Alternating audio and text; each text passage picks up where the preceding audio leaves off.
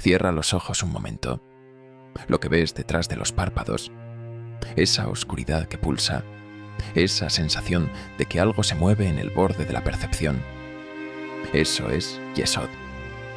No lo sientes porque lo buscas. Lo sientes porque nunca te has ido de ahí. Yesod no es un lugar al que se va.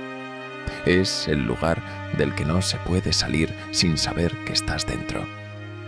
Y aquí está la verdad que nadie te dijo en la escuela, en la iglesia, en ninguna institución que tuviera interés en que siguieras dormido. Quien controla la imaginación de las masas, controla su destino. Bienvenidos al reino de Yesod, donde los sueños se vuelven prisiones, y las prisiones se vuelven tan familiares que las llamamos hogar. En el árbol de la vida cabalístico, Yesod ocupa el 9º nodo. Está situado justo encima de Malkut, la realidad física que habitamos, y justo debajo de Tiferet, el centro del árbol. Es el intermediario, el traductor, el filtro a través del cual toda la información de los niveles superiores debe pasar antes de convertirse en lo que tú llamas realidad. Piénsalo así. Si la realidad física es la pantalla, Yesod es la tarjeta gráfica, el nodo que renderiza lo que los niveles superiores procesan y lo convierte en imágenes, en sensaciones, en narrativas que tu cerebro puede interpretar. La tradición lo asocia con la luna, no como símbolo poético, como descripción funcional. La luna no tiene luz propia, refleja. Yesod no genera realidad propia, refleja lo que viene de arriba. Y tú, desde Malkut, miras ese reflejo y lo llamas verdad. Es el espejo, y el espejo puede ser controlado. Yesod es también la sede del ego, no del ego en el sentido coloquial, la arrogancia, la vanidad, del ego en el sentido técnico, el constructo de identidad que tu sistema nervioso fabrica para que puedas operar en el mundo. Tu nombre, tu historia, tus creencias sobre quién eres, tus miedos más profundos, tus deseos más intensos. Todo eso es Yesod. Y aquí viene la parte que duele. Ninguno de esos elementos te pertenece del modo en que crees. La mayor parte de lo que llamas yo fue instalado por fuerzas externas, por tu familia, por tu cultura, por los medios que consumiste desde la infancia, por el lenguaje mismo que usas para pensar, que ya contenía sus propias limitaciones antes de que dijeras tu primera palabra. Los iniciados cabalísticos lo sabían. Los budistas lo llaman anatta, el no yo. Los taoístas lo describen como la máscara que se convierte en rostro. Toda tradición que ha llegado suficientemente lejos en el conocimiento del sistema llega a la misma conclusión. El yo que crees ser es el primer mecanismo de control, y fue diseñado exactamente así. Las tradiciones esotéricas tienen un nombre para el espacio que Yesod administra, el plano astral. No lo confundas con lo que el pensamiento New Age ha hecho de ese concepto. El plano astral no es un paraíso luminoso donde las almas flotan entre cristales y arcoíris. Eso es distorsión. Eso es precisamente una operación de Yesod. El plano astral, en términos funcionales, es el espacio donde se forman las narrativas colectivas, las imágenes que una cultura comparte, los símbolos que movilizan multitudes, los miedos que paralizan generaciones, los deseos que mantienen a los mercados en movimiento. El plano astral es la infraestructura de lo imaginario colectivo, y quien sabe cómo escribir en ese espacio puede hacer que millones de personas crean lo que él necesita que crean, sin que ninguna de ellas se dé cuenta. Esto no es teoría conspirativa, es ingeniería de percepción, y lleva siglos siendo practicada por quienes entendieron que el poder real no opera en el plano físico, opera en Yesod.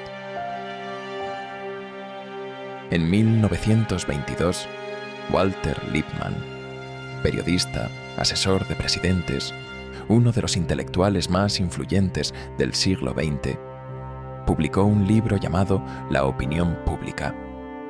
En él argumentó algo que los sistemas de poder nunca han olvidado, que la mayoría de los seres humanos no perciben la realidad directamente.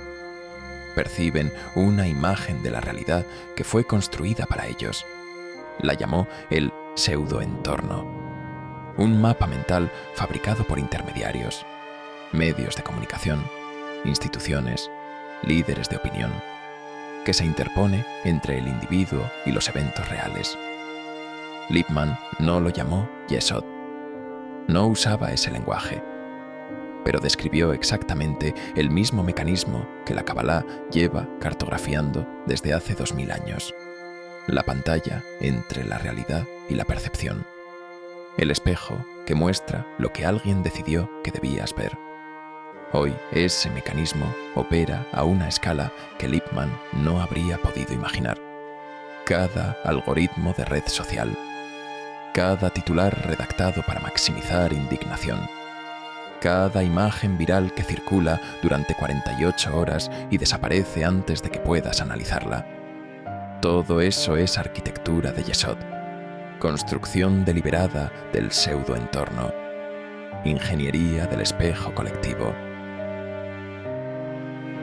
En psicología oscura, el estudio de las técnicas de influencia sin consentimiento, existe una práctica que los manipuladores más sofisticados conocen bien y los manuales de autoayuda nunca mencionan. Se llama espejeo. En su forma interpersonal, el manipulador refleja tu lenguaje corporal, tus palabras, tus valores declarados.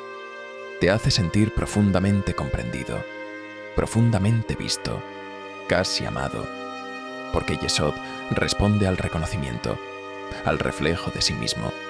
El ego, esa construcción que vive en Yesod, tiene una necesidad primaria de ser confirmado, de ser visto, de verse a sí mismo en el otro. El espejeo explota exactamente eso, y en su forma colectiva, aplicada no a un individuo sino a millones.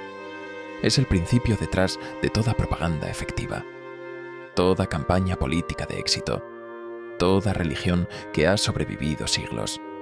No te dan un mensaje nuevo, te reflejan lo que ya creías, lo que ya sentías, lo que ya temías, y al hacerlo, te hacen sentir que el mensaje viene de ti, que elegiste creerlo, que fue tu propia decisión. Nunca lo fue. Existe una técnica más avanzada, más destructiva, más difícil de detectar porque opera precisamente en el nivel donde confías en tu propia percepción. La inversión de la realidad. En contextos interpersonales se llama gaslighting, el proceso por el cual alguien te hace dudar sistemáticamente de lo que percibiste, de lo que recuerdas, de lo que sientes. Pero a escala colectiva, operado desde Yesod, es algo mucho más vasto. ¿Alguna vez has sentido que la realidad oficial y la realidad que percibes no coinciden? Que lo que las instituciones llaman progreso no se parece al progreso que experimentas en tu vida. Que las cifras que los expertos citan no corresponden a lo que tus ojos ven. Esa disonancia no es una señal de que estés loco. Es una señal de que el espejo de Yesod fue ajustado para mostrar algo diferente a lo que está ocurriendo. La inversión de la realidad a escala masiva funciona así. Se toma un símbolo, una imagen, una narrativa que es verdadera, y se reemplaza sistemáticamente por su opuesto, manteniendo la envoltura emocional del original. El lenguaje permanece, los sentimientos permanecen. Solo el contenido es vaciado y rellenado con algo diferente. Libertad, que es control. Información, que es ruido. Comunidad, que es vigilancia mutua. Bienestar, que es dependencia. Yesod invertido. El espejo roto, que sigue siendo usado como espejo. Yesod es regido por la luna, y la luna rige los ciclos, las mareas, las cosechas, los flujos de sangre, los estados de ánimo. El vínculo entre la luna y Yesod no es astrología decorativa, es una descripción de cómo funciona el plano de la percepción colectiva, en ciclos, en pulsaciones, en flujos que suben y bajan. La industria publicitaria lo descubrió antes de que nadie se lo nombrara así. Edward Bernays, sobrino de Sigmund Freud y fundador de lo que hoy llamamos relaciones públicas, entendió en los años 20 del siglo pasado que el mercado no opera en la razón, opera en Yesod, en el deseo inconsciente, en la necesidad de identidad, en el miedo al rechazo social, en la promesa de pertenencia. No vendas el producto, vende lo que el producto hace sentir. No apeles a la lógica, apela al espejo. Muéstrale al comprador una imagen de lo que podría ser, y el ego, esa construcción hambrienta de confirmación que vive en Yesod, hará el resto del trabajo. 100 años después, el mecanismo es idéntico, solo más refinado, más personalizado, más rápido. Los algoritmos de las plataformas digitales son la versión avanzada de lo que Bernays hacía con anuncios en blanco y negro. Te observan, aprenden los contornos exactos de tu Yesod, tus miedos específicos, tus deseos precisos, tus puntos de ruptura emocional, y ajustan el espejo para mostrarte exactamente lo que mantendrá tu atención un segundo más, un segundo, y luego otro, y luego otro, hasta que el tiempo se ha ido y no sabes a dónde. El arte de la invisibilidad. No es lo que crees, no se trata de desaparecer, no se trata de esconderse, no se trata de vivir fuera del sistema o de rechazar la tecnología o de aislarse en una montaña. El arte de la invisibilidad, en el sentido que la tradición esotérica le da, es el arte de operar dentro de Yesod sin ser operado por él, estar presente sin ser capturado, participar sin ser programado, ser visible para los que necesitan verte y completamente invisible para los mecanismos de Yesod que buscan anclar tu atención y extraer tu energía. El iniciado cabalístico que comprende Yesod no huye del plano astral, lo atraviesa conscientemente. Sabe qué espejo está mirando, sabe que es un espejo. Y esa diferencia entre mirar un espejo creyendo que es una ventana y mirarlo sabiendo que es un espejo, lo cambia todo. Porque un espejo que sabes que es espejo ya no puede atraparte en su reflejo. Los que han estudiado Yesod desde adentro, no como concepto, sino como experiencia, han identificado patrones de salida, no escapes permanentes. El plano astral no tiene salida permanente mientras habitemos Malkut, pero sí existen prácticas que reducen el nivel de captura. La primera, la observación del deseo sin identificación. Cuando sientes el impulso de comprar, de reaccionar, de defender, de consumir, parar, no suprimir, observar, preguntarte, ¿este deseo es mío o fue instalado? ¿Esta urgencia surge desde dentro o fue construida para aparecer como si surgiera desde dentro? La segunda, la dieta de imágenes. Yesod es el plano de la imagen. Se alimenta de imágenes. Lo que ves, deliberadamente, conscientemente, en cantidad y calidad, construye el espejo que usarás para interpretarlo todo. Los que controlan Yesod lo saben. Por eso la mayoría de las imágenes que la cultura produce son imágenes de miedo, de escasez, de amenaza, de urgencia, de deseo insatisfecho. Elige lo que entra. La tercera, el silencio deliberado. Yesod opera en el ruido, en la narrativa constante, en la voz interior que nunca para. El silencio no es ausencia. Es la condición necesaria para distinguir qué pensamientos son tuyos y cuáles fueron sembrados. Y la cuarta, la más difícil, la renuncia a la certeza. Yesod se fortalece con la necesidad de tener razón, con la necesidad de que el espejo confirme lo que ya creemos. La invisibilidad comienza cuando puedes habitar la duda sin ansiedad, cuando el espejo puede mostrar algo diferente a lo que esperabas, y tú, en vez de ajustar el espejo, ajustas la pregunta. A lo largo de la historia, han existido individuos y grupos que comprendieron Yesod antes de que tuviera ese nombre. Los assassins del siglo XI, mal llamados así por sus enemigos, no eran simples asesinos. Eran una orden de iniciados que comprendía que el poder político opera desde el plano de la percepción, que la amenaza de la acción es más poderosa que la acción misma, que quien controla el miedo colectivo controla el comportamiento colectivo. Los jesuitas del siglo XVI, en su metodología de formación, desarrollaron técnicas de control de la imaginación, que son, esencialmente, protocolos de operación en Yesod. La meditación ignaciana, el arte de construir imágenes internas tan vívidas que reemplacen la experiencia directa de la realidad, es ingeniería del plano astral. Y más recientemente, en el siglo XX, figuras como Edward Bernays, Jacques Ellul, Guy Debord, ninguno de ellos cabalista, ninguno de ellos esoterista, llegaron por vías completamente distintas a la misma cartografía.